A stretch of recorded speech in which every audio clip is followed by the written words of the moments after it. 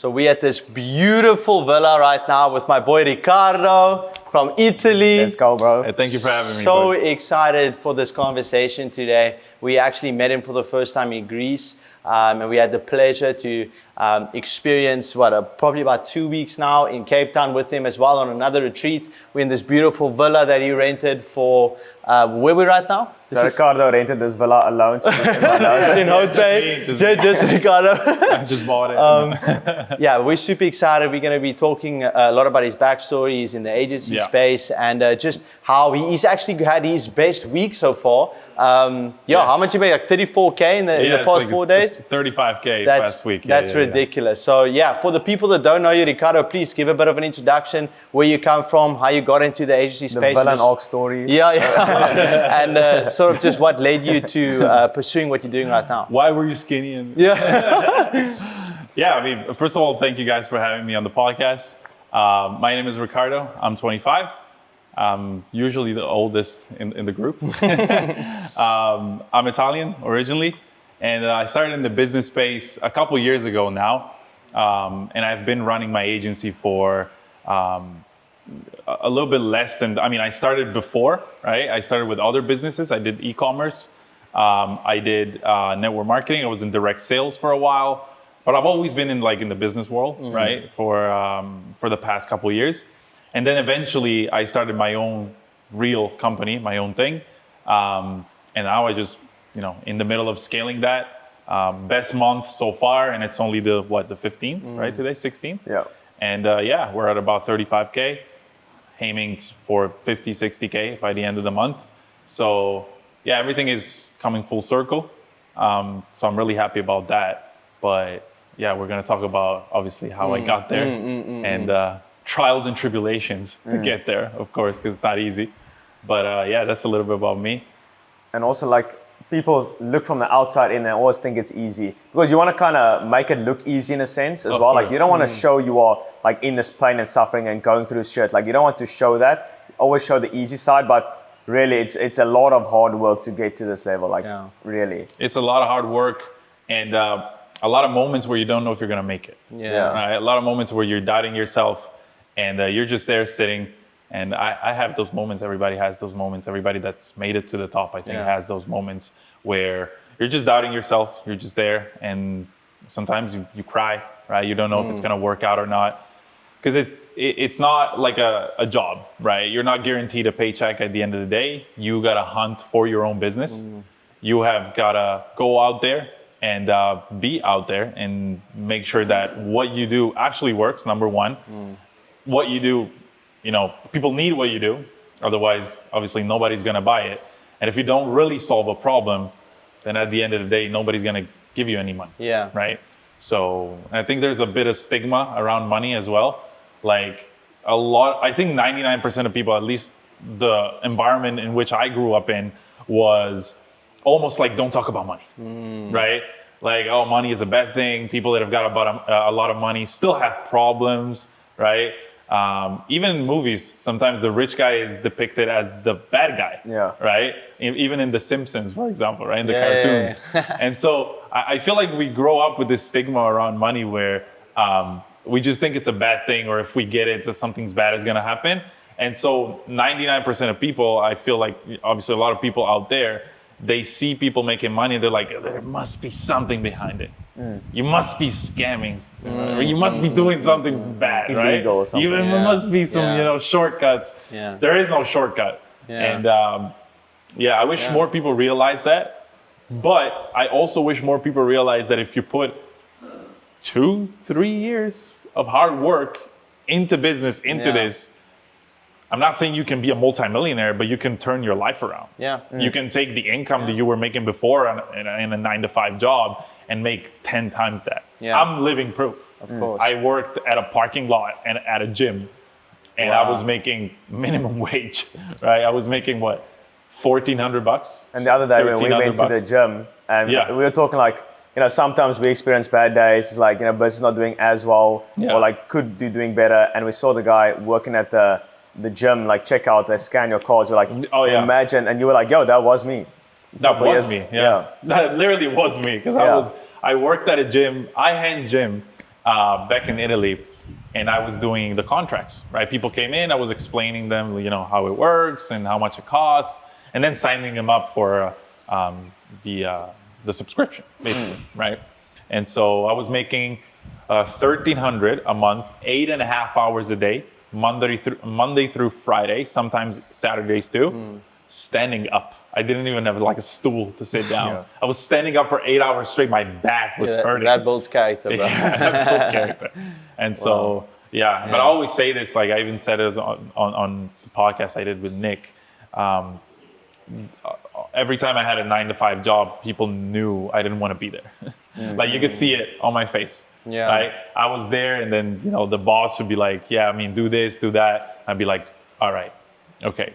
But I always knew in my mind, you got to be delusional sometimes as well, right? I was always delusional. Like my parents would tell me, go find a real job, right? Like you're not making any money. Yeah. Go find a real job. You've tried business for a couple of years now. Go find something real, right? You're not making money. So there's a couple of questions I want to ask you on what you just said, but I think the first one is, especially when we talk about that entire paradigm shift of like, people think we are scammers or you might be scamming people, because you're making 35K in 4 days at 25 challenges every sane person's paradigm, Of course. It obviously doesn't make sense. So instantly you'll jump to a conclusion like, he's selling drugs, or he's a gangster, or he's scamming people, exactly. Whatever. But I think that in and of itself, especially when you hear that and it challenges your current paradigm and you already jump to the point of like, he's a scammer, that should be an indication that like, wow, like, let this change of paradigm be a good thing, okay? Yeah. Let this be a moment, because there was a time in every one of the people that's in this villas, there was a moment in everybody's life where we were like, okay, we saw something that completely challenged our paradigm,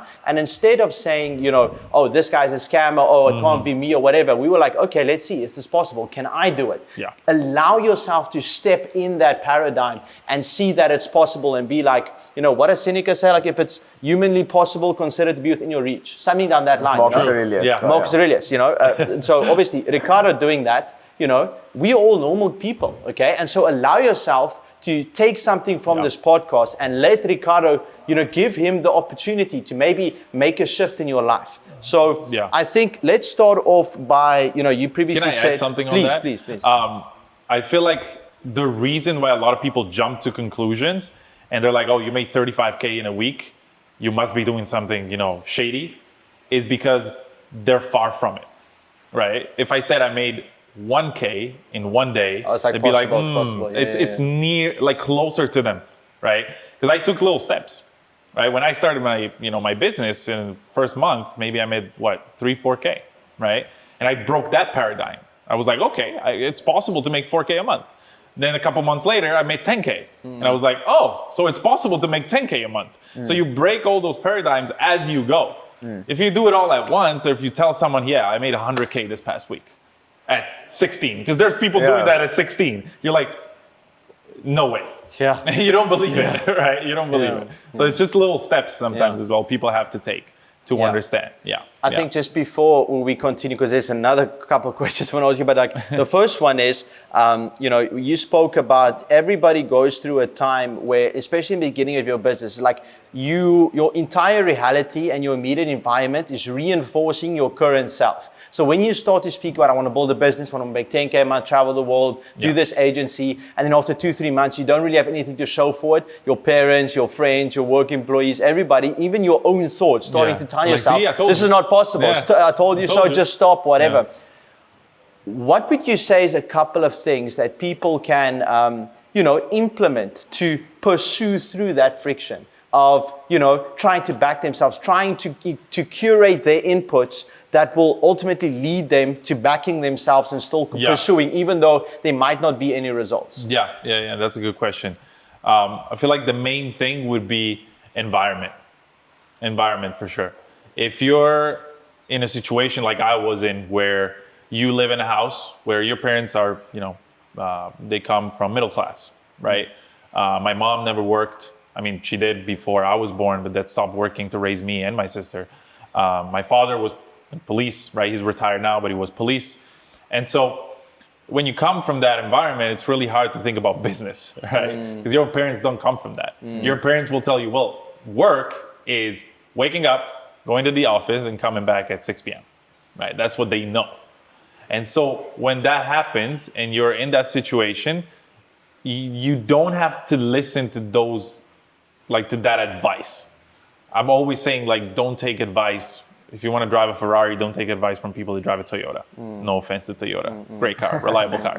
Great car. No, I drive a Toyota, bro. Damn. You drive a Toyota. Damn, bro. but that's the thing. So if you're in that situation and all the environment around you is trying to bring you down, if you cannot surround yourself with people, surround yourself with content, right? Start looking at content.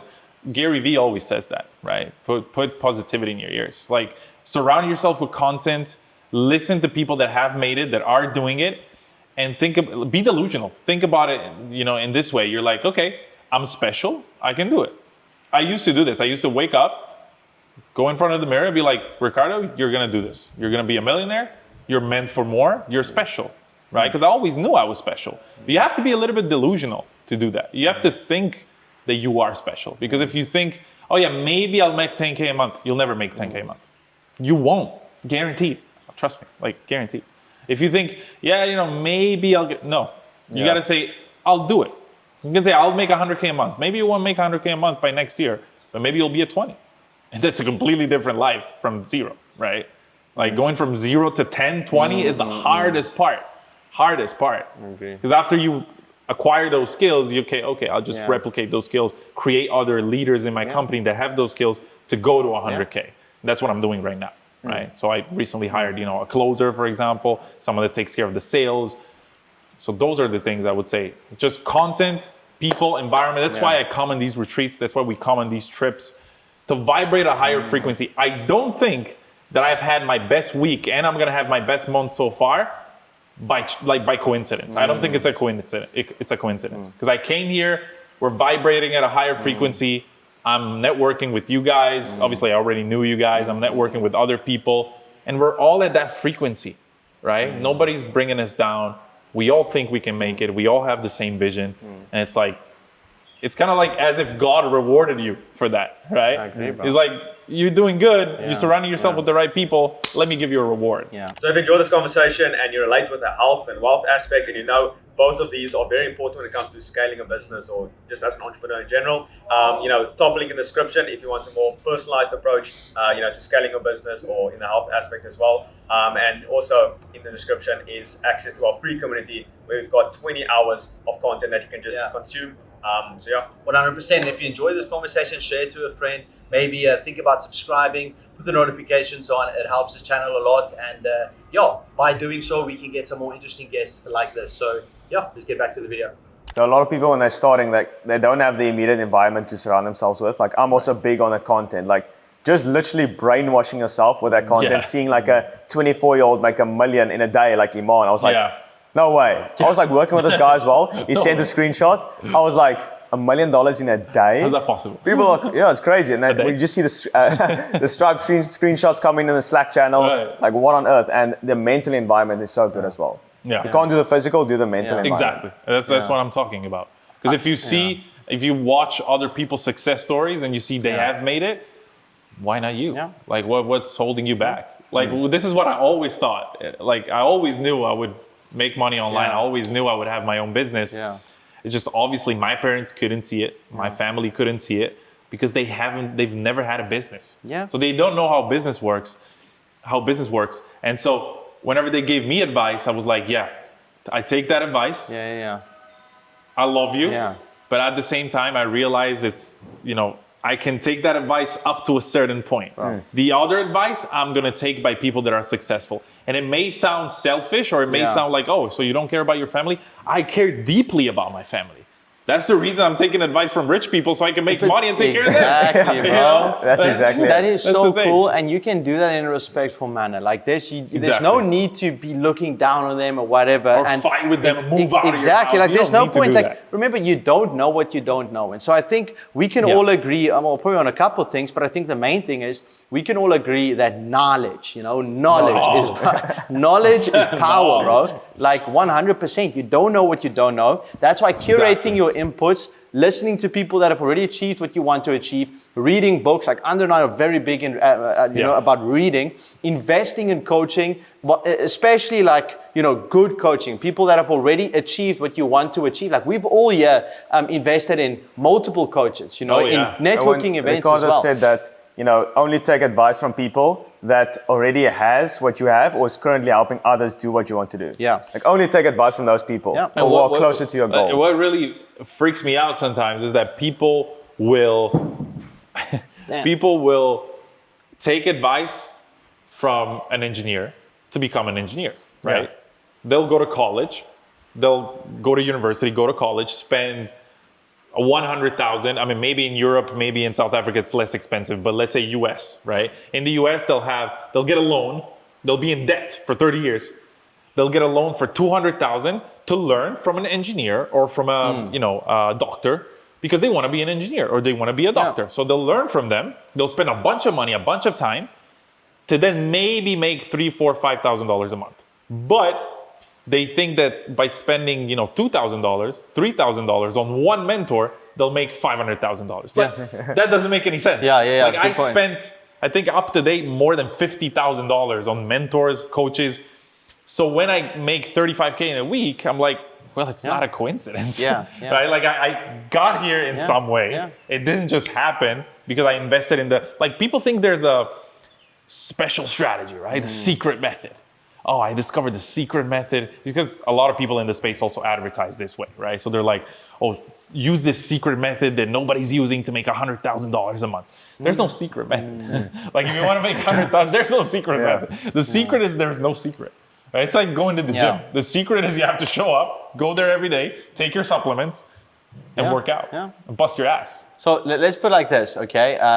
How much have you spent on coaching roughly? Like 50K? Say 50K. 50K. I've spent roughly 30K as well, US. Yeah. So let's put it like this, okay? Give the viewers watching the top 3 tips that you have learned. Top 3 from tips. 50K spent 50K. on coaching. So this is going to be clips, remember? So yeah. You need to speak in reels. So what have I learned what have I learned from spending 50K on mentors so you don't have to? Okay, number 1 tip, I would say what I already said. So be delusional. Okay, believe you can do it. Believe you can. It's more like a mindset tip, but you have to. It all starts from there, right? It all starts from the mind. Name all 3 and then break them down. I think that's a good one. Okay. Yeah. I'd say be delusional. Yeah.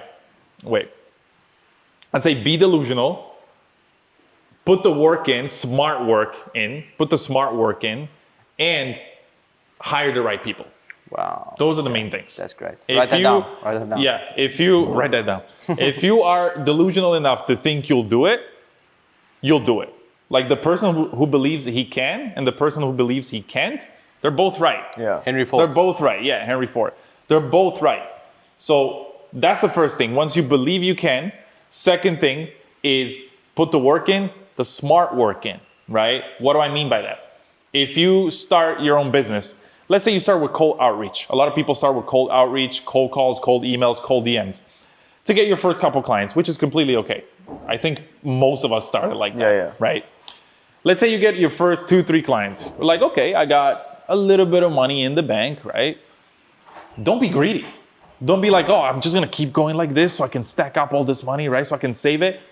Outsource it. If you're doing 150 cold calls a day, just hire someone that can do that for you. Focus on higher leverage activities, right? Because if you're greedy, you'll stay stuck at doing 150 cold calls all day. So you won't have time to scale the company. You won't have time to think about hiring. So that's what I mean by smart work. Smart work is get someone to do what you can do, teach them, of course, learn it yourself first, but then teach it to them. And then have leverage, right? How can you work 100 hours a day? Well, if you have, what is it? I'm not good at math. But if you have like 10 people working 8 hours a day, that's 80 hours a day.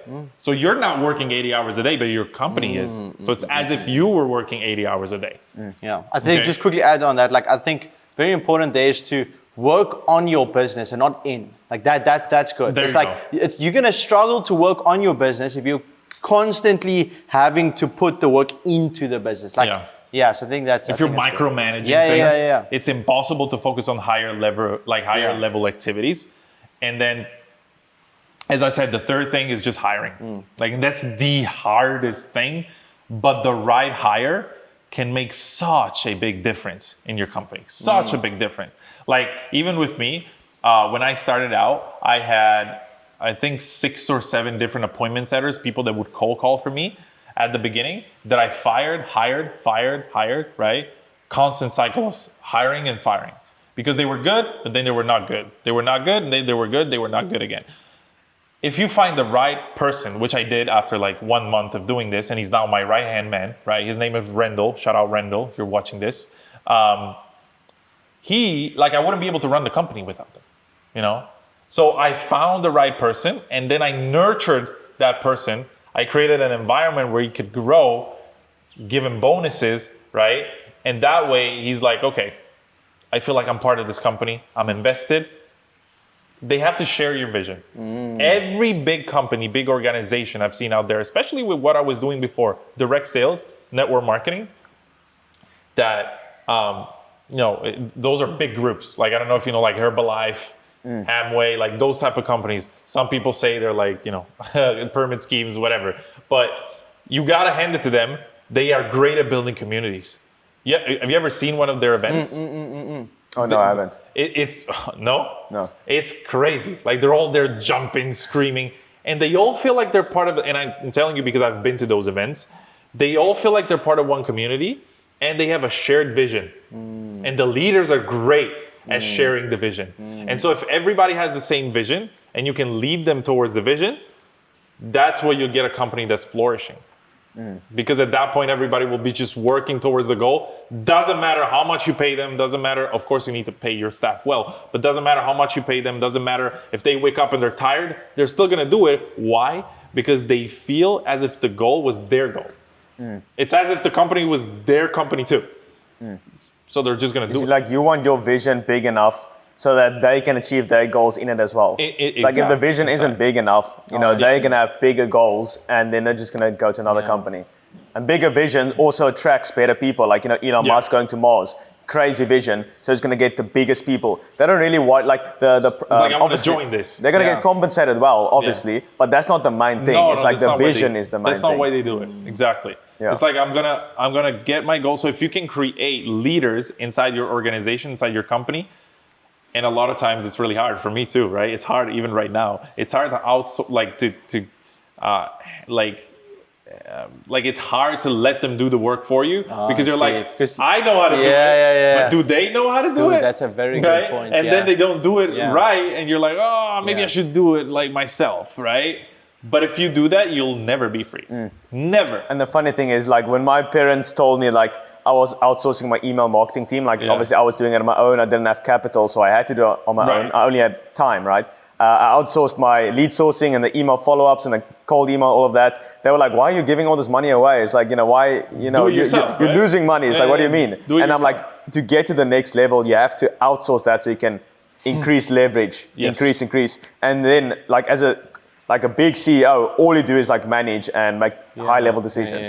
So here's the 4 main stages, beginning stages of starting an agency. The first one is you are everything. Okay, you're the CEO, you're the CFO, and you're managing everything. You're doing everything. So essentially, okay, you're doing the sales, you're doing the outreach, you're doing the marketing. You got to take care of everything, client fulfillment, everything. And that's obviously the hardest part.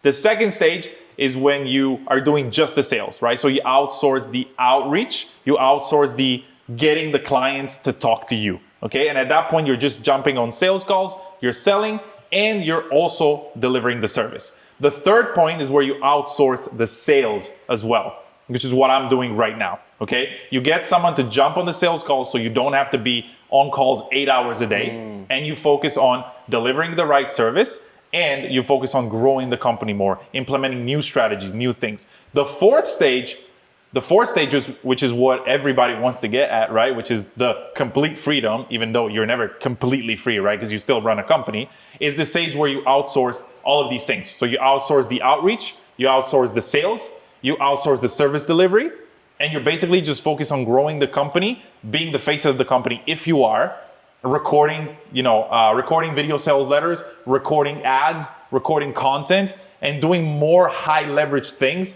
that can compound and create a compound effect, a domino effect in the future, instead of being on calls all day long, right? Because those are not high leverage things. Those are things you can outsource, and you should outsource after you've mastered it and after you've learned it properly. Yeah, there's the 4 types of leverage, like Naval calls it. So the first 2 is the ones that your parents will be impressed by. It's like getting people, and then the other one is investors, like capital. But like we are bootstrapping our agency, like most people, 99% of people. We don't have investors. We don't have investors, so that's fine. But if you have like a big company, maybe like we want to build a gym in Camps Bay, like maybe investors. You're thinking about that because it's a very big thing. You need it. Yeah. Yes, and then we've got people, so that's hiring, and like Riccardo just talked about. Yeah. And then the 2 newest ones of like the new age type of leverage is systems or software, like the code, AI, automation, stuff like that, right? Like a point-wise, where literally you don't need an appointment set anymore, like books it for you. Also, what you can call systems is like ads, running ads, because format ones runs on autopilot. And then you got the another leverage, the one which is content. Like, branding, that's like the biggest thing. Branding and systems and software, those are like the newest forms of leverage. But content takes a while. It takes a while. Content is the slowest one because you got nobody following you, you have 0 subscribers, and then you're just creating all this content all the time. And you're like, will this ever work? Like, will I ever get a client? Will I ever make an impact with this? Yeah. I was telling myself these things as well. And that video I made in Dubai on the yacht, where I talked about really just briefly talked about my story, right? And got me a client, right? Got me someone that said, Riccardo, I'm impressed with your story. He knew me already. He said, I'm impressed with your story. I want to learn from you. Yeah. I want you to teach me what you're doing. From one video, I got an insane ROI. Yeah. But just think about this for a second, okay? It's like every single person that you can think of right now that's doing good in the space, you know them because of their personal brand. Yes. Like, there's no other way, it is what it is. Either YouTube or Instagram Reels. Of course. Yeah. Of course. And so it is a very long-term play. But then having the privilege to spend time with some very high-level people, especially the last month, almost every single person, they're all obviously founders, their main objective for this new level, or to get to the new level, from 50 to 500K, for example, almost every single one of them said their main focus is personal brand and to grow their presence, to attract more people to their product. That's like the main thing. That's what Andre and I are doing right now with the podcast, just personal branding. Everyone in this house is filming content. Of course. So there's definitely a lot of value in that. And so I highly recommend everybody looking at this right now might be thinking, you might be late to the game or whatever. You're not. Go look at all the guys making money, okay? Iman is the best example, bro. Like, he's making money because he's good at marketing and personal brand. And his YouTube channel alone makes a fuck ton of money. His YouTube channel alone. $100K a month. And from the YouTube, and that's only YouTube channel revenue. Yeah. And we're not counting all the people that watch the YouTube channel and then buy his software and his stuff from watching the YouTube channel. You know what they call that? That's paid acquisition. He's getting paid to get clients. Yeah. That is insane. Instead of paying for ads, people are like, his channel is paying him to get clients. Well, that's insane. That's how ultimate. Crazy. He can sell anything on the back end, bro. It's like because he's just everything. Like, he's got a big day. He's got his merch that he's probably going to be releasing soon. He's got the gutsy glasses. He's so got good at branding that when we say big day, we think about the fucking drink, bro. And he's got like all these other things like softwares and whatever. It's like he just sells everything because of the intention he nurtures. And that is a very important thing. Very important. You need to optimize the content for your buyers. Like, I see a lot of people, they sell like 25K B2B services and their YouTube video is like 7 habits of highly effective people. Like, bro, you need to optimize it for the viewer. And I'm in the real estate niche, right? Yeah. And what really makes me laugh sometimes is, like, I was talking to a realtor the other day, and shout out to him, like, no offense. But he was like, I'm deciding between, like, I'm making okay money, right? Good money. usually, real estate agents on average, the real estate agents that, I usually talk to on average, if you take an average of everyone, they make 60, 70K a year. They don't make that much. Then obviously I have clients that make $500,000 a year, $1 million a year, right? But if you take the average, this guy was like, yeah, I'm making average money. I'm deciding whether I want to take a YouTube course or your program. Now, if you consider the immediate ROI of my program, we'll get you leads, we'll get you appointments, you'll get to talk to them, and you'll get to close deals in a matter of 1 month. I had one client, Lisa, she's out in Ontario. She closed her first deal 2 weeks, 14 days, on the 14th day of signing up with our program. And so that's an immediate ROI, right? You spend 10K, you make 15 back. Because you close one deal, you've made your money back and some, okay? So what I mean by this content thing is realtors think they're gonna make 2 TikTok videos or 1 YouTube video and they're gonna have 3 listings, right? Or 5 deals closed. It doesn't work like that. No. But even with me, right? It doesn't work like that. It took me time. Yeah. Like even right now, all the clients that we're getting through still, we're doing cold outreach. Yes. We're doing SMS, we're doing cold calls. I'm also filming some YouTube content here and there, but my YouTube channel is not that big, right? So in order to get there, you have to be so consistent. You have to know what you're doing. You have to talk about interesting things, right? I have one client that closed a couple deals through her YouTube channel, but she has like 56 videos. Before closing 3-4 deals, she posted 56 videos talking about neighborhoods in this city in Ontario, why the neighborhood is cool, things that people might be interested in, right? That's why she closed the deals, because people are interested in that. That can build up, that compounds. That's why we teach it inside our university that we give to realtors when they sign up with us. We teach everything. We recently pushed out an update that it's called the Reels Automation Playbook. So we give them a whole playbook on how to automate their content creation. Wow. Like literally post reels every single day if they want to, how to script them, how to record, what to do, what to use, what to say, everything in there. We're pushing out the update this Wednesday, right? So we also teach that, but it's complementary. If you want to get an immediate ROI, you got to do outreach, you got to do cold calls, you got to do ads, right? That's how you get clients through the door. Once you have the money, once you have the leverage and the time, then you can focus on content. That's what I believe. And the cool thing is, the strategies that you are teaching them, you're using to grow your own agency as well. Exactly. So it's like a flywheel effect. Preach, exactly, it's a flywheel effect. Yeah, a lot of people don't practice what they preach. So actually, this is probably more a selfish question. So we actually going about hiring. Well, we actually sort of we just hired like 6-7 people today. Literally onboarded them. How do you go about hiring the right people? Because I know you previously spoke about, your right-hand man and getting to that position where like 2-3 months it took you to hire, then, fire, whatever. Yeah. What would you say is a couple of things you can go about making sure that the hiring process is as smooth as possible and you're getting the right people making the right decisions? Well, like what traits do you look for in someone? Yeah. It's not necessarily the skills even. It's like, it's other soft skills as well. The skills you can learn. Bro, I love this. Right? Skills you can learn, but character, yes, you can build, but if you don't have it, you don't have it. Yeah. Like some people just don't have it, right? And so what you want to look for when you hire someone is, are they willing to put in the work? Number one, that's obviously very important. Are they committed? Do they make commitments in life? Do they go to the gym? Do they eat healthy? Do they have a son or a daughter that they're taking care of, right? Those people are usually committed because they have something to commit to. And so they have a clear goal of where they want to go, what they want to do. That's the first thing. The second thing you want to look for is a little bit of confidence, of course, in the people that you hire. But the way I go about hiring is you got to be smart. You got to be very smart the way you go about hiring. This is how I hired my current closer. I follow people in the space that I'm interested in hiring from. Okay, I'll give you an example. I follow this girl, her name is Shelly, and she does remote sales. Okay, I followed her like long time ago, like almost a year ago, I think, or she followed me, I don't remember. And I was like, well, she looks like a cool girl, whatever. I'm just gonna follow her, see what she's talking about, right? As she became better at sales, she was posting about her wins. I closed this deal today, another deal, 3 deals out of 3 calls. I was like, interesting. This girl is really learning. She's constantly evolving. I want someone like that in my team. in my organization. Right? Content, coming back to Right? content. Like, exactly. So she made content. So I was like, I want her in my company. Okay. Why? Because she's providing different value, right? A lot of people out there, they're texting me. They're like, oh, are you hiring?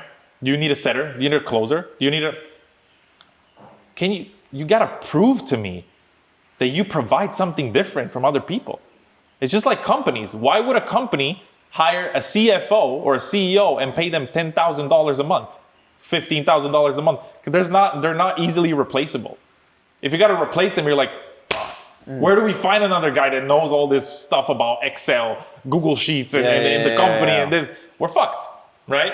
And so when you think about that, if you have the right skills, you provide the right value, it's really hard for someone to replace you. That's when people will be interested in you, right? It's just like a man, right? If you're rich, tall, and handsome, all the girls want you. Why? Because they won't find another guy that's tall, rich, and handsome. Especially like me. Yeah. but that's what I mean, right? So when I go about hiring, I follow people that I'm interested in the space, like Shelly.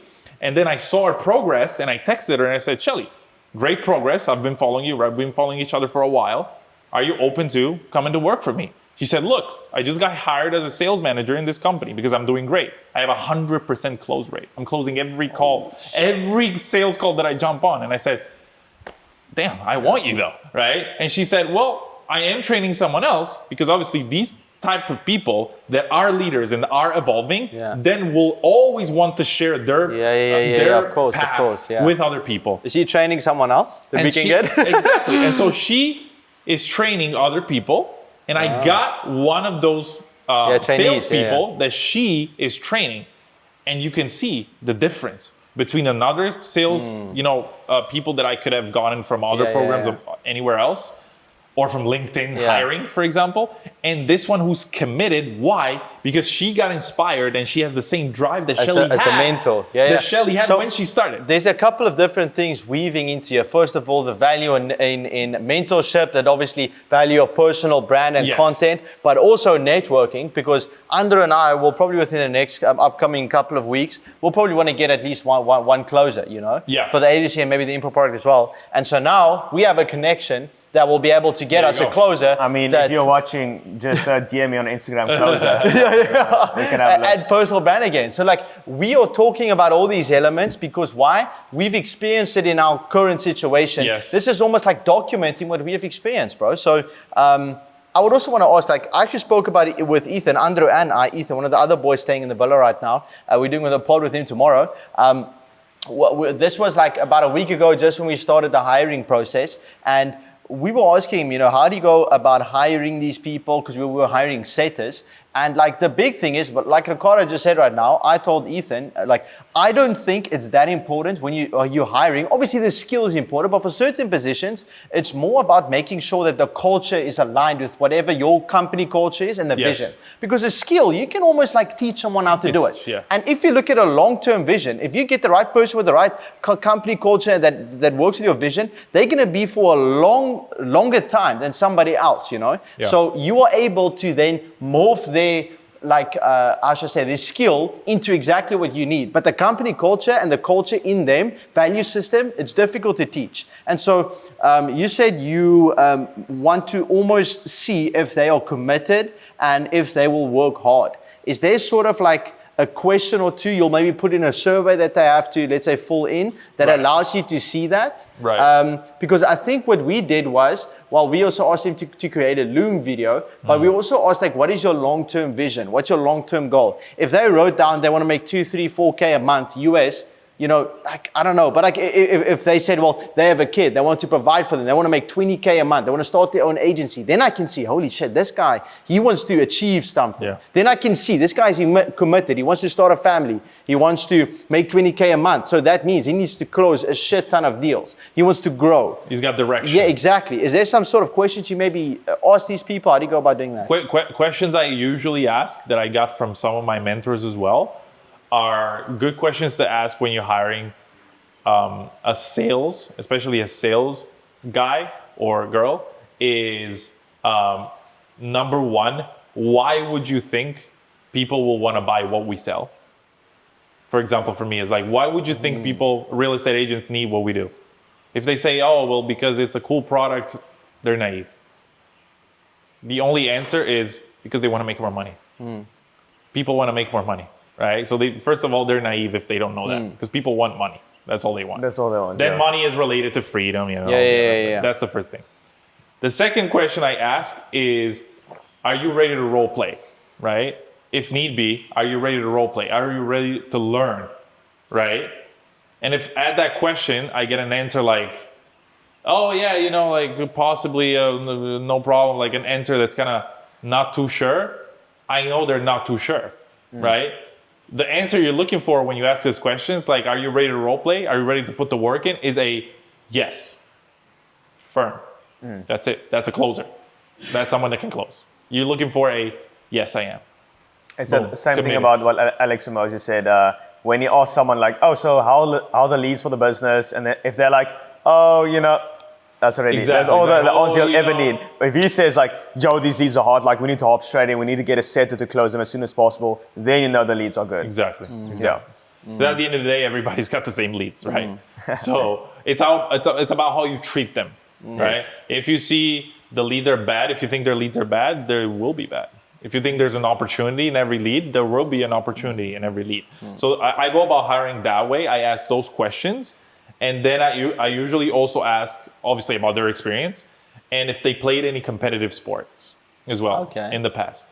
To have a little competitiveness in them. I like that. Yeah, if they're competitive, I like that. you know, they play competitive sports or if they've participated in any sort of competitions. But that doesn't always necessarily mean, you know, it matters. But I think the main thing here is just to try and see and extract that, like, because, and 100% I can see this from every single person that I've spent some time with the past 3 weeks. And the reason I'm saying it's just because like we've been surrounded with some heavy hitters. Everyone's in Cape Town right now. Everybody you can think of is here right now. And one of the traits that I can see in every single one of these people, or like 90% of them, is the time between the idea and taking action is almost like zero. And so like they're just ruthless. They do it now. And I think you want to try and subtract that from people and see if they have that. And I think that's a very good way to look at hiring. So what are the biggest changes that you had to make? Let's do it in sort of tiers.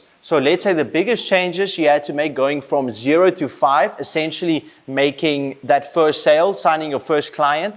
Then let's say going from 5 to 15, that's probably like the second tier. And I would say 15 to 35K in 4 days. That's where you are right now. Right. Let's try and go through all three of those tiers. I think because every entrepreneur will experience something very similar very to what similar. Riccardo will experience or convey right now. So going from 0 to 5K a month, this is what I've learned. It is more mental than not, okay? So it's more about your mind. And you have to be able to control your daily affirmations, daily thoughts, and the way you talk to yourself, okay? This is a big thing a lot of people struggle with. They talk to themselves in a very bad way. And so if you talk to yourself and say, oh, I'm a failure, I'll never make it, you'll never make it, okay? So that's the first thing. And then when you sign your first client and you break that paradigm, then at that point, I would say the biggest lesson I've learned going from $5,000 to $15,000 a month is refining the skills, okay? Refining the skills meaning you gotta get good at sales, you gotta get good at communication, you gotta get good at emails, texts, content, videos, all these things, because if you're not, people will not listen to what you have to say. If you don't communicate in an effective way, people won't listen to what you have to say. You might have a Lamborghini, but people will not care that it's a Lamborghini, right? You know what I mean? Like, you could have like, hey, I'm giving you a Lamborghini for $500.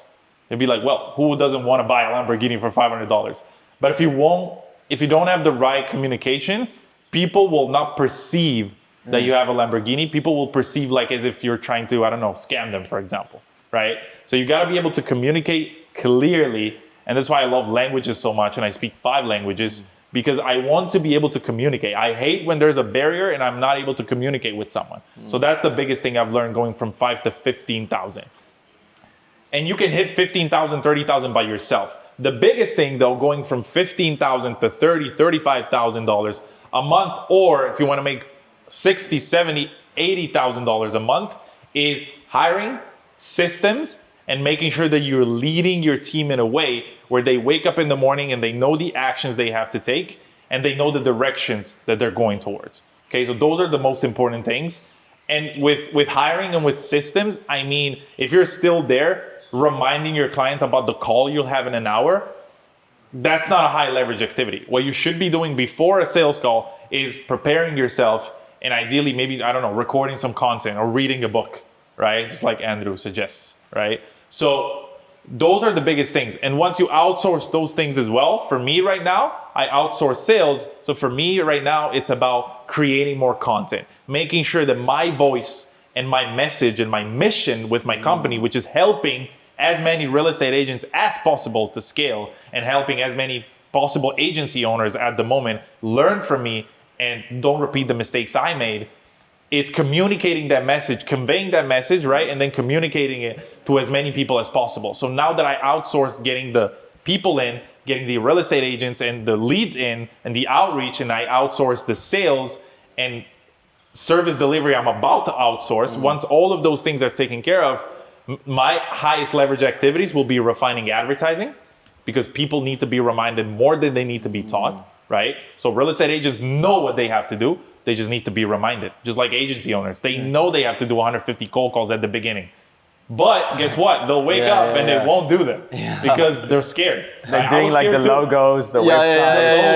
And that's analysis paralysis, right? Because they'll think, oh, let me refine my logo today. Productive unproductivity, bro. Productive unproductivity. Let me refine my, like Iman Ghazi said he made, I think it was $25,000 a month without a website. No website. But it's like always, like in the beginning of building a business, like you want to do everything that's productive except the work, jumping jumping on calls, you know. And it's like before you even, because a lot of people say, oh wait, do you have a website, like a logo, do you have your taxes in place, a bank account, all the fucking bullshit. It's like, bro, just get a client first, you know, get cash flow. I actually learned this from Andrew Tate, bro. It's like he said, before you start fucking doing the website and getting the name and the tax and bank, just first get money in, bro. If you can get money in, even then you can start focusing on service delivery. You know, it's like first get the money in. And then, okay, and so the last tier, did we touch on that? Is like going from 15K to 35, where you're right now. What was the last thing, or was that what you just spoke about? Yeah, going from 15 to 35, or like making $30,000 in a couple days, like I made in the past couple days, is not about anything special. It's about I have enough calls booked on my calendar. I have enough great case studies and testimonials that I have from the past where people see that and they're like, damn, I want that too, right? I want to close, one of my clients, for example, closed 15 deals in a year in a very competitive market, got 5 listings, made like $210,000 on top of what he was already making, thanks to us. And he paid us what, 7K, 10K? I don't even remember, right? So people see that. So if you have great testimonials, sales calls are booked on the calendar, that's pretty much all you need, right? You just, even if you're closing at a 20% and you're not a great salesman, you'll take 10 calls in a day, close 2. 2 clients are what, 10K, 15K? That's how you make money. There you go. And then if you want to scale further, of course, you want to scale $100,000, $150,000, $200,000 a month. Those are different problems. I don't have those. We're not there yet. I will have them. But those are different problems, like managing the manager that manages your team. You know? Those are different problems. Bro, next year, this time we'll have the conversation, we'll have the answers, bro. What? Next year we'll have this conversation on a pod again in a different villa, and we'll have those answers. And we'll have those, we'll have those answers. Because we'll have those problems by then. Of course. Just to quickly add on to the going from 35 to 100K or 500K, speaking to Nick Setting and Serge Gattari, who essentially does do those numbers, the big things that I took away from what they said was focusing on personal brand and hiring. That was like the biggest thing. Actually only hiring, going from 100 to like 500K is more personal branding, but I think going from 35 to 100 is probably just going to be about hiring. It's just bringing in that A-level talent, which is so hard to do. I think the thing that people completely forget is you're gonna, from 100K to like 500, you need to change your business model. You're not gonna do it. You're not doing an agency to 100K. You're gonna do a done with you / do it yourself service, which is essentially a program coaching. That's what you need to do because it's higher leverage. Like you need to get the highest leverage thing, and that's obviously content and software. And the software is your coaching and your program, and content, which is your personal branding. Those two, you can make like $1 million a month. Yeah, because for example, right now we build out the funnels, we build out the website. Done for you. We do the advertising, we set up the campaigns for real estate agents. And that's obviously, you cannot get 100 clients a month like that. Yeah. Because if you do, you're going to be swamped with work. You're gonna It's break. going to be impossible. Yeah. Right. So that's why I'm implementing coaching calls. Right. Now we're starting to do coaching calls with my clients. We have a course that we recorded, right, where we teach everything we do. Because at one point we want to switch towards more a model where it's hybrid, where it's, yes, we're there to help you, but you can do it yourself. That way you won't need another agency in the future. This is all you need. You have it right here. That's cool. There you Yes. go. Yeah.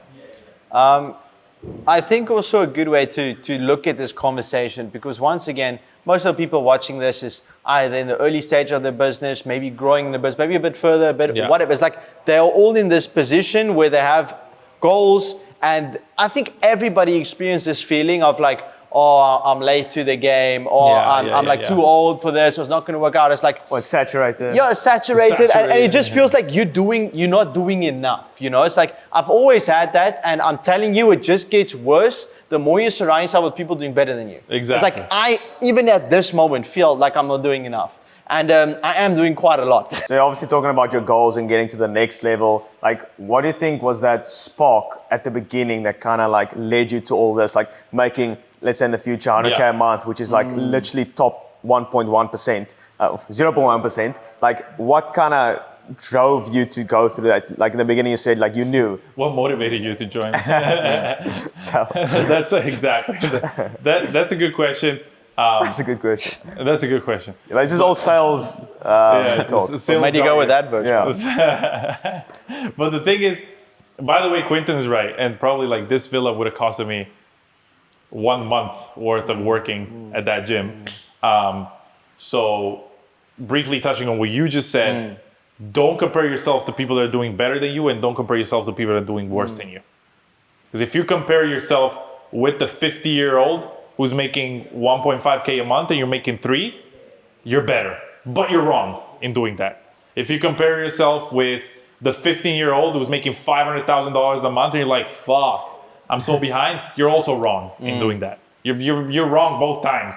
The only person you should compare yourself is yourself, because you had a different story. You come from a different background. You did different things, and everything that you got through kind of helped you get there. Everything happens for a reason. Things don't happen to you, they happen for you, right? So that's, I would say, the biggest thing.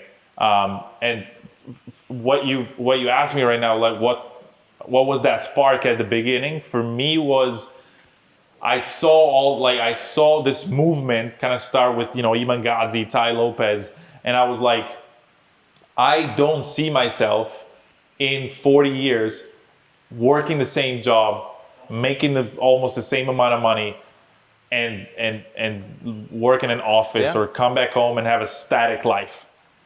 I thought, I want to give back to my parents. My parents have given me so much up until now, so I want them to experience what real life is like. Now I'm experiencing it, but I'm at a point where I'm trying to get to a point where they can experience it too, thanks to me, right? Like if you're 50 and you've never left your hometown, that's depressing to me, right? So I want to change that, okay? And I'm not saying like my parents obviously traveled, right? But I just wanted to create a better life for me, but mainly for my family, Like for me, the spark was more, I got to do this for my sister, my mom, and my dad. Like that was the spark, and my future wife, my future family, right? Like that was more the spark for me. Doesn't really matter of like, obviously, getting a nice car is nice. Driving a Porsche like we're going to do in 2 hours once they deliver it to us is going to be really nice. You guys are going to see the clips on that as well. But at the end of the day, it's a house, it's a car. You get a Porsche, great. You sit in it. In the first couple hours, you're excited. After 2-3 days, you're like, whatever, it's just my car. After 2-3 days in this house, when we first came here, we're like, oh, great. After, it's been a couple days now, we're like, well, it's a nice house. It's a house though, right? Like it's whatever, right? But the experiences you can have with money, the smiles on people's faces you can put with money, that's not something, without money, you cannot do that. Like a lot of people say, money doesn't buy happiness, but I think you're just not using it correctly. Like if you give away money, you are bringing a lot of happiness. Of But like I'm course. telling you right now. But I also think like looking at the question Andrew asked to Riccardo, if I had to answer that question, it's also like Andrew and I spoke about this on our way here. It's like life is this big adventure. At least it can be if you're willing to, pursue that. Because I always knew that I was willing to put in the work to live an extraordinary life, but I never really knew why I wanted to live an extraordinary life. Exactly. And I think because like everybody's like, oh, motivate, like I want to be an NBA player, But then if you think about it, like, do you really want it if you end up not having it? It's like, no, then you didn't want it. If you really wanted something, you will get it, 100%. You just need to really figure out why you want it. And I think for me, just the past year experiencing what I had experience with Andrew, it's like, you realize that the true value lies in it's this adventure. You just you live a life it's interesting. It's just fucking interesting. It's like coming here, getting this place, filming a podcast with a guy that's super smart that I've only met last year. This is interesting. This is like, what are you gonna, it's a Monday today. Would I be working now back in like 9 to 5? That's uninteresting. Or your unemployed friends. Yeah. Like we were on this like military chopper. But the thing is, if your life was a movie, would you watch it? Would you watch Write your that own down. life? Clip that. If your life was a movie, would you watch it? Like, would you watch yourself wake up, go to the same office, do the same tasks every single day, eat the same food, and then come back home and go to sleep? Would you watch that? And I'm not saying it's not necessary. It is necessary. Yeah. For a period of time, we all have to lock in. We all have to, you got to have a routine, right? It is important. Yeah. And I struggle with that a lot of times, right? Yeah. I struggle with wrong environments, smoking a lot. Some people struggle with drinking. Yeah. Some people struggle with gambling. Right? Discipline, just all the stuff. But that is part of the process. Like, don't think you have to be perfect. Because sometimes you go online, you see these people traveling to Bali, to like places like this, because this house literally looks insane. Yes. And you think they've got it all figured out. We don't. We fucking don't. Like, sometimes I wake up in the morning and I'm like, what the fuck is going on? Right? Like, what am I doing today? Like, I've got a company, great. Oh shit, I gotta pay my employees. What am I gonna do? I gotta go to the gym. I don't have time to go to the gym. I gotta jump on a call. I'm like, fuck! Like, so much going on. So we don't have it all figured out, but whether you wanna work towards your goals, whether you don't wanna work towards your goals, and you think, to get to Riccardo's level where he's making 30K in a week, it's gonna take so much time. Guess what? Time is gonna pass anyways. So in 5 years, you'll still be there doing the same thing. You'll be like, so I wasted 5 years.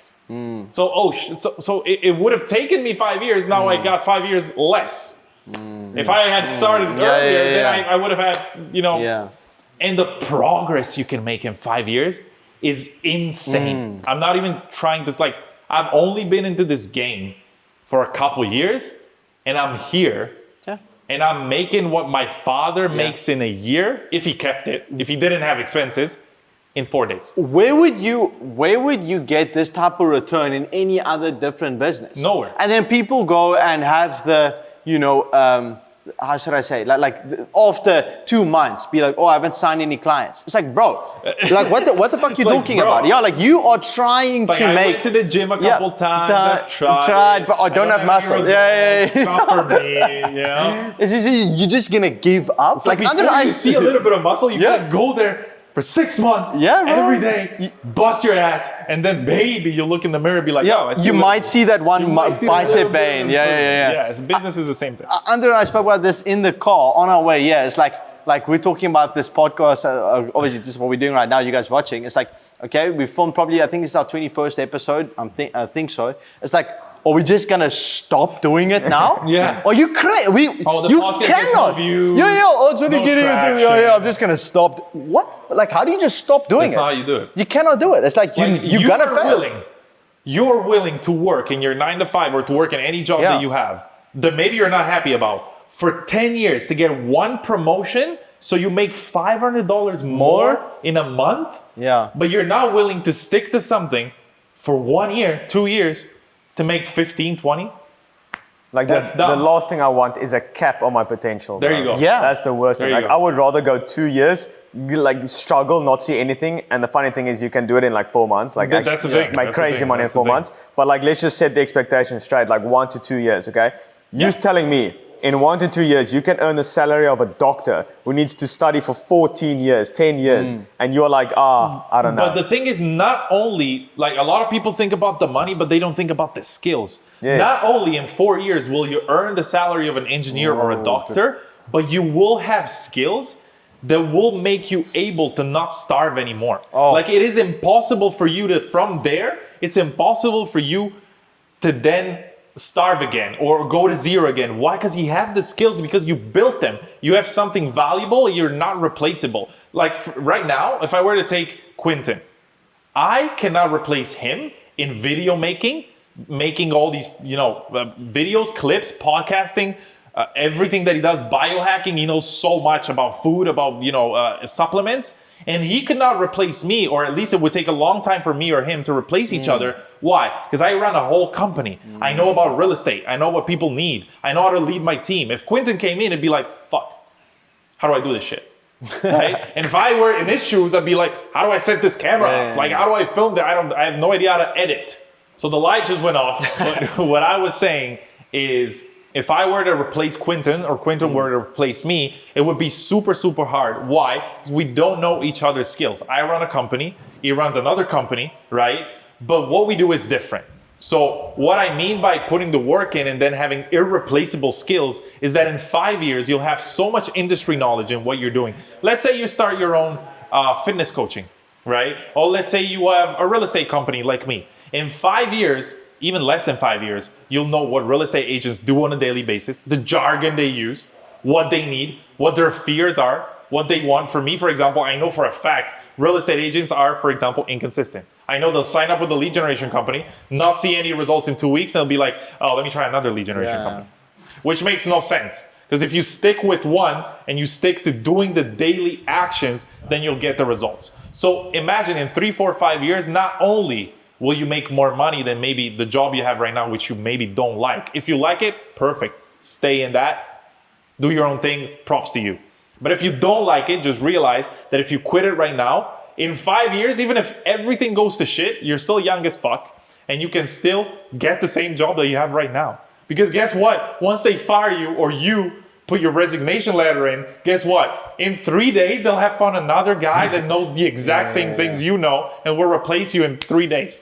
That's what he did with me at the gym. They fired me because obviously they saw I didn't want to be there. And then in, I think 5 days, they had a girl come in and do the same thing I'm doing. And she's still with them. So she might enjoy it more than me. And she might be better than me at what I was doing. Yeah. Which is great for them, for their company, right? And great for me. Because then a couple months ago, I passed by the gym. I looked inside. I saw people in there still working, trapped. Some of them, because I know some of them, they were my colleagues. Some of them like it, some of them don't. And the ones that don't, I looked in their eyes. I said hi, because I waved it with my hand. They waved at me. And I knew they were like, I wish I was that guy out there, right? I'm stuck in here. Fuck. Guess why they're stuck in there? They don't have the courage to believe they can do it, and they don't have the courage to do it. Because guess what? If they did it, they would acquire so many skills.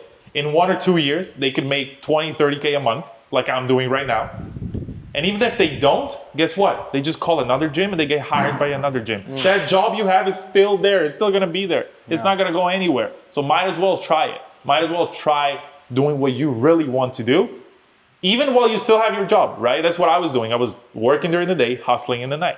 There you go. I think that's such a cool point that you just brought up. By looking back at the place where you started and looking at the other people's eyes, and they seeing their version of their self that had courage to leave or get fired, whatever, and take the courage to do something different that they pursue. I had the exact same experience when I was 15 or 16, working at a place called Klopper Sport. It's like a sport equipment place. You know, we go get cricket bats and hockey, whatever. Nice. And like I was working there, and I remember there was like a 28 and a 32 and like a 30-something-year-old person working in the same like aisle than I was. And I was sitting there having a conversation with them, and it only snapped, or I only realized about a week or two later after working there, is that like this guy is working here and he has kids and he's married. And this is his life. And I was sitting there and I'm like, this will not be me one day. This will not be me. This will not be me. Because I just remember the terrible work. Like I didn't realize like I didn't put it into like perspective, like purpose and like all this like passion and stuff. I was just like, I don't want to stand here for 10 hours a day, not making good money and just having no, it was just terrible. It was so terrible. And I just told myself unconsciously, I was standing there, I was like, this will never be me. And I think we all experience the same thing. Like I even told my dad, like, there's no way in hell I'm working a 9 to 5. Yeah. And once you say that, bro, you can't go back. Yeah. It's impossible. You can't go back. And once you've got you've taken the red pill, you taste like this bit of freedom. Oh my it's goodness. impossible You to can't go go back. back. No, it's and that's why impossible. knowledge is also so important. You see these guys, your age might be younger, making like 10 to 100 times more, and you're like, no way. How the hell is that possible? Exactly, and that pain creates the action. And I was seeing that, but still, since I love my parents so much, and I was already, 21, 22, I had to make some money some way. I would still go to like job interviews. I had this one job interview one day. It was super fun. It wasn't fun to do. It was fun to think about now. But it was like delivery guy. So I went in the morning, like early morning, 7:30. I hate waking up early. You guys know this. Right? And I went like 7 in the morning. And this like dispatching place, right? Because they were Amazon delivery, right? Bro, I did take a lot of delivery. Yeah, so the Amazon from South Africa. They would basically like take all these packets, load them up in their trucks, and then drive. So I drove with this guy because I was like shadowing him for the whole day. And I was like, fuck, this takes so much work. Like you have to drive here, stop, deliver the package, get back. Like it's so boring and it's so like, training. Unfulfilling, So at the end of that day, I was like, the guy that was trying to hire me, and I went to him. I was like, I need a job because the job was pretty good paying. Like we were paying like 1,500-1,600 a month, which is a lot in Italy. So I went there and he said, so how did you like the training day? I said, hell no. Like I'm not doing this shit ever again. Like you can forget about my CV. You can burn it. And he was like, yeah, that's what I thought. Because he knew that I wouldn't like it. So he said, do a training day before I hire you. And he was right. He was right. Wow. So then I got hired by that gym shortly after. And it's not as if, another thing I want to touch on, it's not as if these jobs were given to you easily. They're not easy. Like the hiring process at that gym to make $1,400 a month standing behind the counter for 8.5 hours a day with my legs I was dead at the end of the day. My back would hurt. Is the hiring process. I still had to fight with other like 20 candidates. I was only hired because I spoke 5 languages, which nobody does if you think about it. And I went outside delivering like flyers pamphlets, to people. Pamphlets to people. And they would come into the gym and say, Riccardo gave me this. And so they saw I put the work in. And so they hired me. And I had to speak with their German managers because the company was German. And so it's not as if it was easy. It was a hard day. Like I had to go, that interview in total lasted 6 hours. Because it was interview, this going outside, handing flyers. Damn. Bro. And then after that, they give you $1,400 a month. No, bro. I'm telling you, there's less competition at the top. Yeah. Because there's this book called The Magic of Thinking Big. And in that book, it says that, there's a lot more competition at like the 50 percentile. True. Because everyone thinks, okay, like that's something I can shoot for. Like there's a lot of competition there. True. But at the top 1%, no one is aiming there because I think it's too hard. So there's less competition. So it's actually easier. If you don't believe it, go on LinkedIn. Go on LinkedIn jobs and see. You can see how many applicants there are. Go to an entry-level job. You'll see 525 applicants. Go to a CEO. There's see 3 applicants. Yeah. That's so good. I think we can sort of wrap out the podcast here with my boy Riccardo. Absolutely. It was That's amazing. absolute banger. I always try and end a podcast off by answering or by asking a very similar question. It's like, if you could go back to your 3, 4, and once again, let me pre-frame this question. It's a very cliche question, okay? But it's cliche If you met because but it's like it's a cliche question. But if you really give this question the opportunity to shift something in your life, it will do so. It will do. Okay, and so I want to pre-frame it like that. And so if you had to go back 3-4 years ago, you're working behind that gym counter, you're sitting there, fucking hate this job. Your back is hurting. You can't believe this is what it is. and your immediate environment is just completely reinforcing this version of yourself. But you know there's something within you that wants to achieve more. It was meant for more. You feel like there's something there, but you don't quite know what it is. What is the one thing that you would tell that guy that will shift something in his life? It's a very good question. Yeah. I'd say probably what I would say to myself is keep going. It can't rain forever. Like, it can't be raining forever. The sun must come out at one point. Because even when I was working behind that counter, I knew that I was meant for more. I always had it in me. And a lot of people watching this, you have it in you. People have it in them. Even my dad, he was in the police, in the armed forces for all of his life, but he wanted to do something else. He wanted to study languages. He had it in him, but he didn't take action. Why? He had a family to take care of, different circumstances. And I completely understand if you are watching this and you have these circumstances in your life. You're like, easy for you. You don't have kids. You don't have commitments. You don't have, a mortgage to pay. Fuck do you know, right? About what I'm going through. Trust me, I know. It's not easy. If it was easy, everybody would have an agency that make 30K a month. Do we all make 30K a month? No. So ask yourself, is it worth taking the hard decisions to then have an easier life, not only for yourself, but for your family as well? Or is it worth keep taking the easy decisions, and instead of reading a book, watching Netflix? And instead of going for a run in the morning before work, or going to the gym after work, chilling on the couch, or going to McDonald's? Is it worth taking those easy actions that then will lead to a harder life? The answer is for yourself. You answer this question. I won't. Riccardo, thank you so much, brother. Thank you, guys. I appreciate it. Thank you, guys. Italian stallion. It's been a pleasure. Yeah. It's been good. Thank you guys for joining us on this episode. And if you watch to the end, comment a pasta emoji. A pasta, yeah. Pasta emoji. And Riccardo, just tell people, where can they find you? Like, we'll link your stuff down in the description. Yeah, absolutely. So I made it very easy for people to find me, personal branding. Hey. My name and surname, Riccardo Termini. You can find me like that on Instagram, and you can find me like that on YouTube and on LinkedIn, pretty much everywhere. I'm just my name and surname. Thank you. All right. See you next one.